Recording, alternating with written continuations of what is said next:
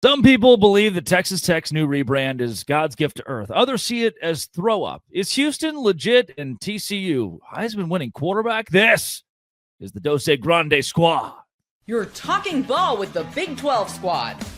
From Oklahoma State to Utah, from Kansas State to BYU, from Houston to Texas Tech, it's the local experts of the Locked On Podcast Network bringing you scoops, breakdowns, and the most comprehensive preview of the upcoming Big 12 weekend. Buckle up. It's the Big 12 squad, and we have a seat for you. No hurt feelings and thin skin allowed. Squad up. You're part of the Big 12 squad. Hola to all of you at home, and thank you for joining the Big 12 squad. Pleasure to be with you. Drake Toll from Locked On Big 12. Thank you for making this show your first listen every single day. It's been that kind of week this week. We are welcomed with the journalist, the true journalist he is, all the way from Lubbock, Texas, Chris Level. He's the only thing that's there. Cody Stovall lives at Stillwater, Oklahoma, or close enough at least. Hosts Locked On Oklahoma State. G. Westerfield of Locked On. It's just not good wine. $6. How's it going? Wow, yeah. Oh, not going to do it for you, JT Westerfield of Locked On Utes. He's got to do for segment number 2, but he's drinking it in segment number 1 so that we can have some fun. Mountaineer Paul of Locked On West Virginia. Parker Ainsworth hosts Locked On Cougs. If a Houston Cougar loses, but no one's watching, does it actually count?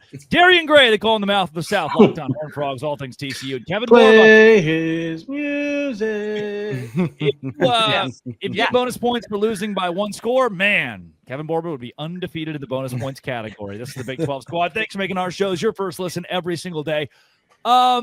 Chris Level. They took the bevel, they took the double T bevel, and they said, let's strip it down as much as possible and make it the old school, classic, traditional logo. From what I've seen, Texas Tech fans love it. Every other fan base in the Big 12 seems to think that it's borderline throw up. Yeah. Also, Maravets of Locked On Cyclones is here. He's not going to say anything. Do Tech fans really love it, or they feel compelled to say they love it?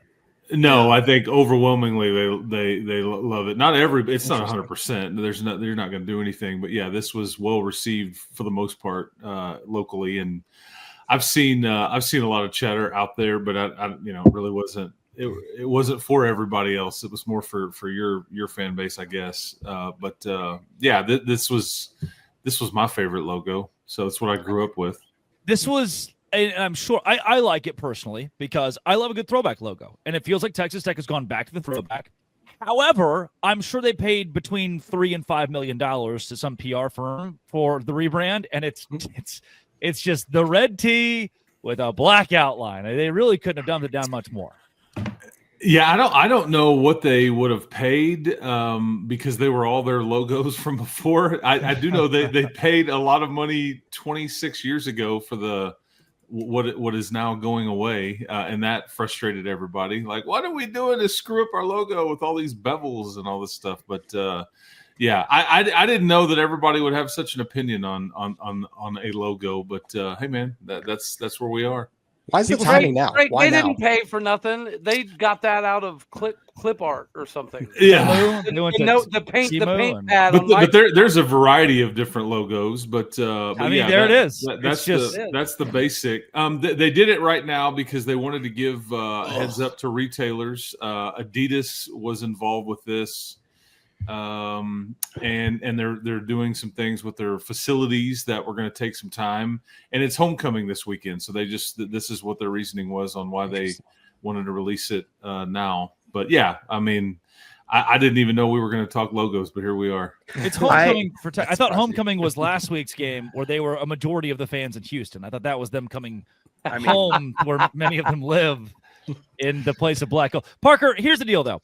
If I've learned anything from Utah fans, losing by a lot of points to Texas Tech makes you the second best team in the Big 12. So you are right on track. It's the exact same difference, and our quarterback actually got hurt. So that's a whole separate thing. I was actually talking on the logos, though. Houston dropped the beveling in 2017. And, Chris, you just got to be ready for the next 8 years. People are going to use it anyway in random marketing things you're not ready for. Like the school will get it right, but other people are going to get it wrong for at least a decade, it looks like. Yeah, I'm sure that they will, yes. I think I still use the bevel in all of the stuff that I use for Houston as well, by the way.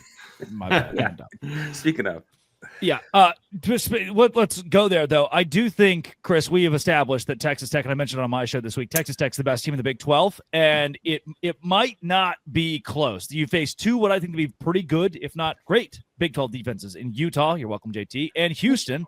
and Texas Tech has just kind of run through both of them. I don't agree with that.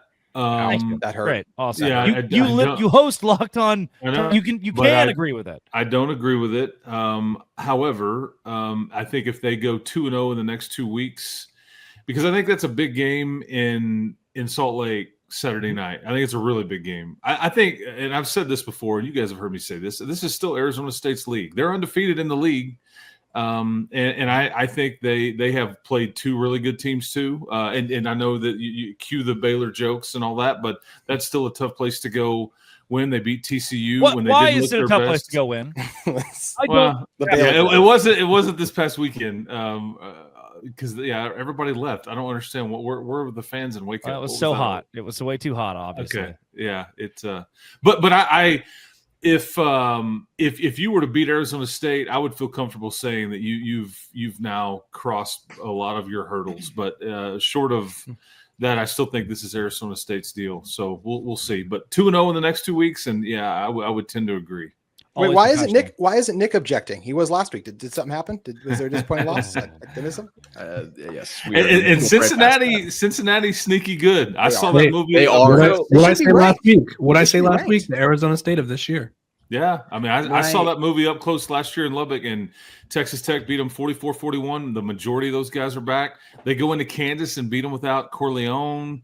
Joe Royer didn't even play the most. I mean, that's an NFL tight end, and I think Sorsby is very underrated. So, they're going to be a handful if they can continue to run the ball the way that they do. Big Citrus versus Corleone. Who wins? Ditka. We Corleone this week. I have a real question.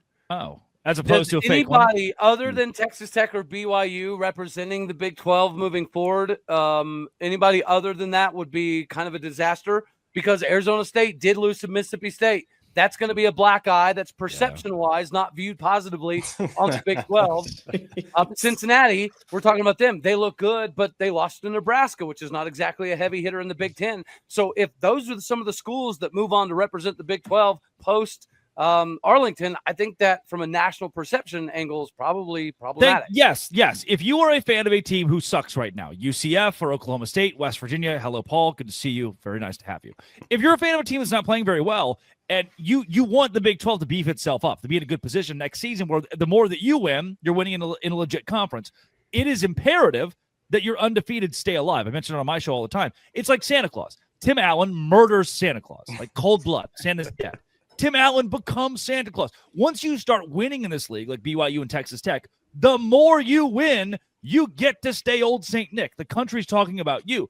Even I think the only exception is Iowa State losing to Cincinnati. It gives the Big 12 access to possibly another ranked team, and Iowa State can still finish 10-2 with Cincinnati at 11-1 or 10-2, and Texas Tech and BYU or even Utah up at the top of the conference. I think the more that your better teams win, the better it is for the league. And last weekend, you saw that. No bad team upset a good or borderline good team in this league. We need more of that to become legitimate. Yeah, I would echo that because I think if you lose to another good conference team, it actually might validate the conference in a weird way. It's like, hey, they're your playoff representative, and there was a team that beat them in that conference. Right. People have already told me several times in my comments, Chris, I don't know if you've heard, last year Texas Tech beat Arizona State, and they won the conference and went on to represent pretty well, right? I think that people kind of forget about that because of how magical the Cam Scatabo thing was and all the one-score games. But, like, they weren't undefeated in the conference, and they went on, and people did seem to be like, oh, this team is very good, right? And I think that if it's a team with a conference loss to another good conference team, it helps us in a lot of ways. Well, the conference we talked angle, about that all I last agree year with. hurting I us, was though. talking outside of conference. Well, what about TCU? Obviously not necessarily a world beater, but they looked good in the first half against Arizona State before everything crumbled, and then they've got a win against SMU and UNC in dominant fashion. So don't sleep on them. I'm not saying got a they're baby bad, new guy, Nick. 2 out of the conference wins, Can't wait for that Hulu doc on UNC. I just have a question, though, Parker and Drake. Didn't we all talk about last year how bad it was for the Big 12 to beat up on each other? And now we're saying we want that? Sure. No. We don't want that. That's coming up next. Locked on Big 12, the Big 12 squad.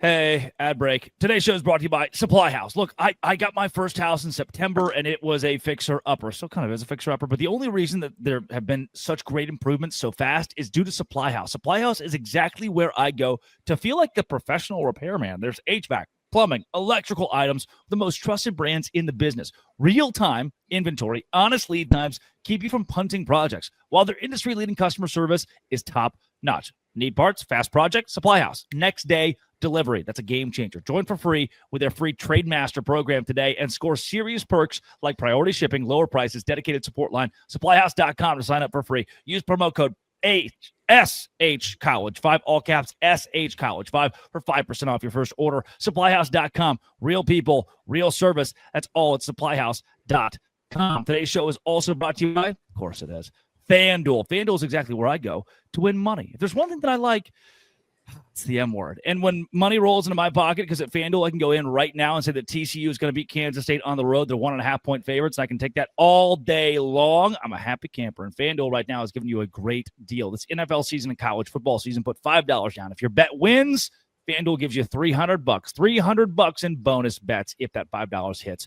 Unlock those $300 right now. What are you waiting for? Visit FanDuel.com to download the FanDuel app today and get started. FanDuel.com. Download that app today as easy as boop, boop, boop on the old cellular device, and bam, you're there with FanDuel. Visit FanDuel. Do it today. Wonderful point, Kevin Borba. Thank you very much. I've locked on bust. Boop, boop, boop. Last season, so a parody's fun. And Brett Yormark mentioned it at Big 12 Media Days. He's like, hey, it's fun when we all beat each other and you don't ever know if TCU will beat Houston, or if Houston will lose to UCF, or if Arizona State falls to Cincinnati like we did last year. But it doesn't sell. It doesn't give you viewership. What we need, the ideal situation for Brett Yormark, is for 8 teams in this league to go 12-0 and 8 teams to go 0-12. That'd be the beauty of it. Is now you've got some elite teams at the time. You mentioned the Big 12 Media. It's hyperbolic, right? But at Big 12 Media Days, he said, we need 2 or 3 teams to emerge as the elite, a la Florida State, Clemson, Miami. That's what the Big 12 needs here. So if Iowa State or Utah, BYU, or even Arizona is still alive in this, TCU could, if these teams could step up and be 1-loss teams, 10-win teams, 11-win teams, the Big 12 needs a couple of those to have multiple squads in the college football playoff and prove we can play at the top of college football, not just Texas Tech. Yeah, I also think that last year was kind of the extreme where you had 4 7-2 teams and 3 6-3 teams. 9 teams the last weekend. 9 could have been the Big 12 title game. Yeah, I'm not talking about that much parity. I'm talking about like 3 teams that are kind of all dancing for it is a whole lot different than like 9, right? That's a very different calculus. I don't think you want, like you said, like 8 teams going 0-12. I understand what you're saying, but I also think having basically 8 Vanderbilts of old, not the current Vanderbilt, is not good for any league. Listen, guys, we're going to be the sacrificial lamb to help everybody get to the win totals they need. There's one of those 0-8 teams right there. There they go. Yeah. We're here for you. Okay. Thank you for your service to our country. One other Cody. thing about all the coaches. Hey, you don't, no, Borba, you don't get to say that. You do not get to say you are you're in that same category there. We might be hopping on that. We'll see you in Valhalla, Cody. We'll see. Oh, now you you're guys. making hopping jokes. You're making hopping jokes. Okay, I see where this is going. Hey, soak it all in. As good as We've got BYU is, soak it coaches in all the in. state that are in year 2 of their tenure or less, right? So I think there's a big flip-flop of tenured guys. I mean, Gundy just got fired, but I mean, if you look at it, you've got Whittingham 21st year, Satake 10th year, Campbell 10th year, Kleiman 7th year, Aranda 6th year, Leopold 5th year. I just think that there's a bunch. Really, Fritz 2nd year. We need a few of these guys to, like, obviously we've got 5 teams that are in year 2 or less. So I don't know if the parity is going to come maybe for another year or 2, unless some people start getting better quick. Yeah, we don't need it to an extent. You know, it's tough. Like the SEC has built its whole deal on Alabama being good every year, Georgia being good every year, LSU being good perennially. Do we have to be the same? If we want to win at the top of college football, yes. If we want to make money, yes. I love watching TCU Cincinnati duke out in an unranked game where both teams are 5-2, and you're looking at 2 solidly coached squads that are gritty. America doesn't. They're not turning on Fox Sports 1. Like, they're not seeing that every weekend. That is the problem. We need our Oregon basically to happen. I think when it comes to parity, you need to have a star. Like, you need somebody at the top that everybody says that's a good team. You need to have a couple of teams that are close to that level because once you start having a few teams that nationwide get respect, then it begins to kind of trickle down. Then when you begin to lose a couple of games, it's like, well, you're losing because that conference is tough. The SEC gets to have losses where it's you lose because the SEC is tough. You lose in the Big 12, a lot of times people dismiss it as, yeah, no, you can't have X amount of losses and still be considered a playoff team. So I think that's the difference when it comes to parity between the conferences, really. I think plenty of guys in here can attest too. We had that with Oklahoma. Honestly, we kind of had it with Texas. Even when they sucked, you beat a brand. Thank you, Paul. Why is it got to be the fat guy? I think it's funny. You think there's only one fat guy on the screen. It's with Texas, you could beat them when they sucked and you still beat Texas. There was some allure to this. There was this, you've beaten a brand. It's a big brand in college football. Same way when you today get to beat Nebraska. When Northwestern, basically everything that's wrong with the sport. Right. When Northwestern's 11-1 or 9-3, as they've been in the past 10 years, a couple of times have been good, and they beat Nebraska. It's this wild thing that Northwestern beat. When TCU would whip Texas year in and year out under Gary Patterson, it was, that little school is beating the 5-7 Texas Longhorns. It didn't make any sense. And so when Texas Tech, it didn't happen very often, when they beat Oklahoma, when a Kansas State would beat Oklahoma, that was the marquee game. You can count it as now you're legitimate because you beat Oklahoma. Yep. That's what. What now? So, I mean, do you not think we're going to lose these teams if they establish themselves at this? I don't think we'll. No, I don't think we'll lose them. I believe, unless it's Utah, they'll go to the Big Ten. Utah go to the Big Ten for less money, just to say they did it. Oh, for sure, no doubt. Maybe being mediocre is our superpower.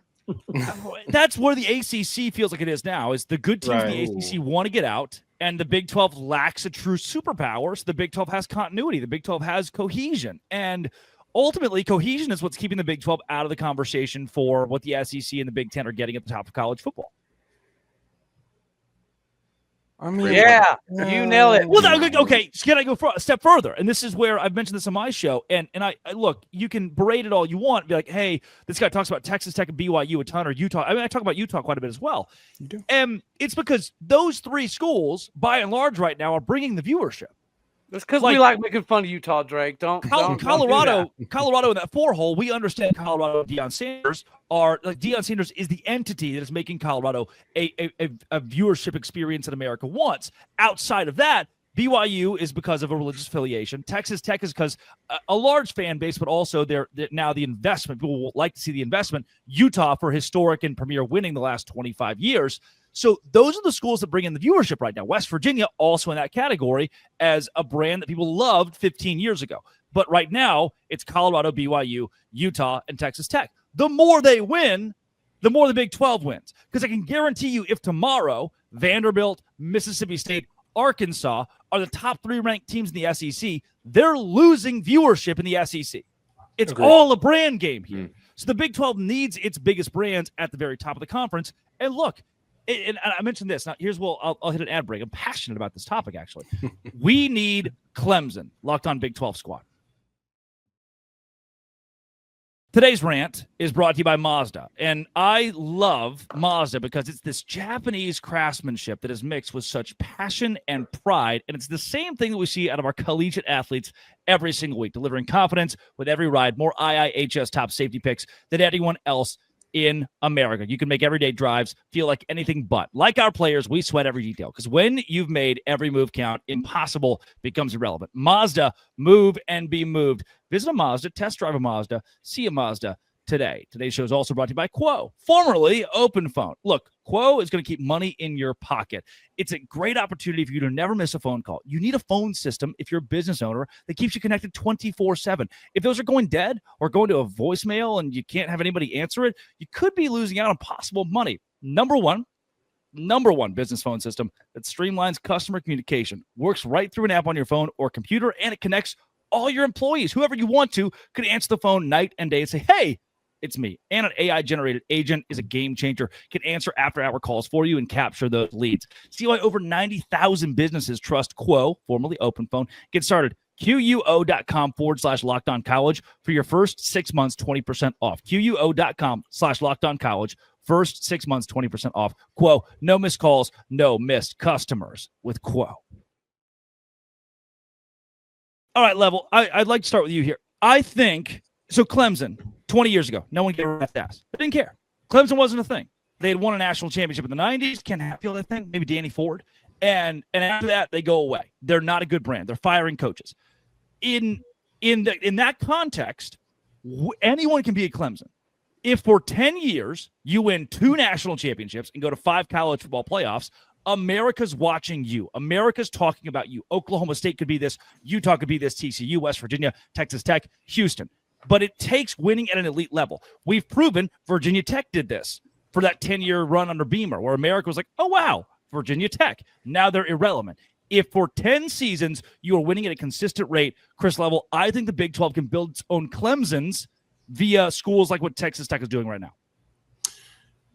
Well, I mean, that's going to require a bunch of conference championships by somebody. You're right. And I think that's the knock on the Big 12 right now is that it's anybody's league. And there's not Oklahoma, as you mentioned, it was kind of their league for a while. And they won it, like 8 out of 10 years, something like that in that one stretch. And then you've had the last 3 or 4 years where there's 2 different teams playing for the league championship in a row in the last, 3 or 4 years, I guess.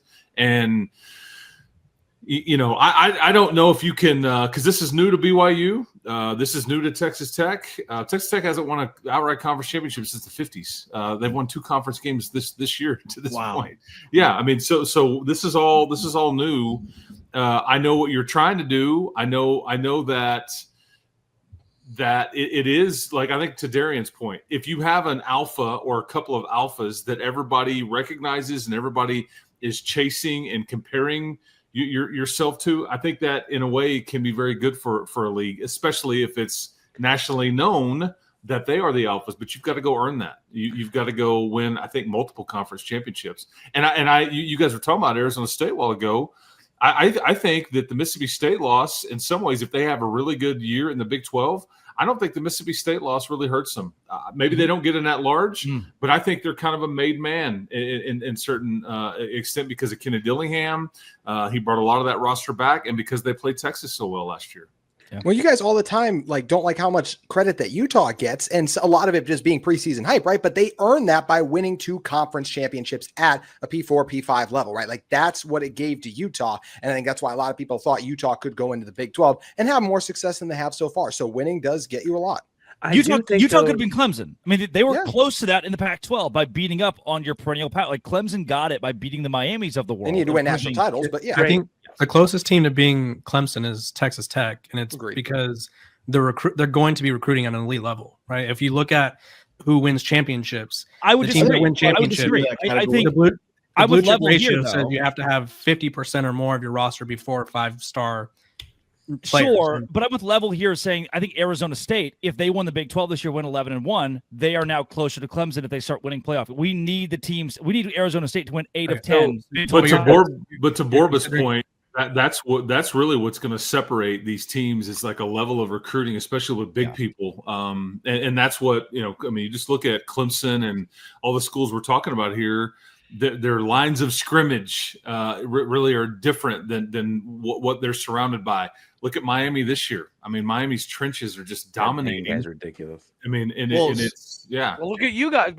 Texas Tech's defensive line is crazy. A bunch of NFL level dudes. It's crazy to watch. It is. So I do think that when talking about TV eyes, Texas Tech for the moment has something, and BYU has the church. I think Drake does a good job of talking about how they have a different representation, but people watch Texas Tech because it feels like this gigantic experiment right now. Where hey, in modern college football, some millionaires throw a bunch of money in and let's see if this works in a way that, as Chris pointed out, doesn't have a lot of tradition. There's not a whole lot of legacy of winning at Texas Tech. It's got great fans and all that, and it's got a long history of. It's a proof of concept. There's no doubt about it. And there's interest in is this actually going to work? And I think that. Even if that might fade away in 2 or 3 years if it doesn't, but that certainly seems to be sparked even if they haven't won yet in a way that Arizona State doesn't have the same spark in a lot of ways. They put every team in the Big 12 on notice. If you want to get to a top 5 level, you may not have to spend Texas Tech money, but you got to get somewhat close, at least occasionally. I don't feel Well, like I the think if average fan is Texas watching Tech just because this experiment really quick. I think they're watching them more than anything because of how good they are and how good of a chance they have to be this year. I feel like the average fan doesn't know about the NIL level Yeah, that they're spending. the average fan is kind of like Texas Tech's money is being thrown around in like everyone's face in a way, just because you watch the game and it's like Texas Tech spent 70 million, whatever the amount. I would say I think people are interested in that. Like I think people here's are what interested in non-traditional power being in that conversation with Texas and other schools. And so Indiana, I think the better Texas Tech does, the more people will watch. But I do think the money plays It's amazing that nobody else's money gets brought up. Well, on no, any other but program in the it's country. a school that no one expected. Shocking to me, It's a actually. school that no one Yeah, expected. what's Ohio State? from the outside. What's Ohio State paying these days? Yeah. Oregon. I would almost push back on that a little bit in my own point and say 20% of watching for the storyline, 80% of watching for the number next to your name. Yeah, it's always sexier when it's the number 9 team versus the number 16 team. Now if that's Indiana versus Rutgers, I'm turning it on because I'm like, wow. It took Texas Tech like 6 weeks to get a top 10 ranking, which is disrespectful. But the second you have, like, we're always like, oh, AP votes don't matter. Just, go win the games. They do matter because the country wants to watch number 8 US. Let's go back to 07. Number 8 USF versus number 2 Hawaii.